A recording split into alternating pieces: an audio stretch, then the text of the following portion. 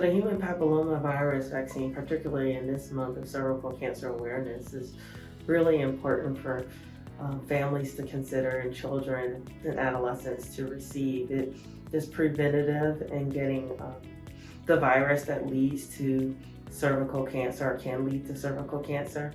And we give that immunization early enough before the child is ever exposed to the virus, which almost all adults have been exposed at some point. Then we can prevent cervical cancer in women. We usually give the first vaccination between the ages of 9 and 11.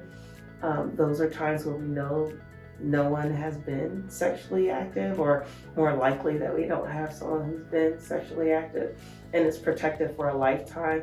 It also is a time where when you give the immunization, at that point the immunization is most effective when it's given between those ages. And so we encourage people to get the vaccine at the appropriate time. It is something that is most preventative for people as they grow up, but if we don't vaccinate them early enough, then once they're exposed and have the virus, then that virus can be transmitted to others. So it becomes really important to vaccinate them when their immune system is most ready to receive the vaccine and when it's most effective and preventative, both for the patient and for anybody that the patient may encounter in the future. It's also for people who are going to help prevent transmission and prevention of cervical cancer. So cervical cancer isn't sexually transmitted or isn't secondarily specifically to a sexually transmitted disease necessarily. And so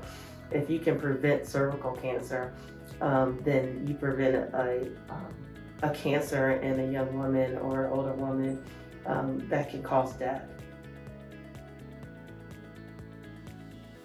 Part of the reason we want it for both boys and girls is because both boys and girls can have the virus and transmit the virus.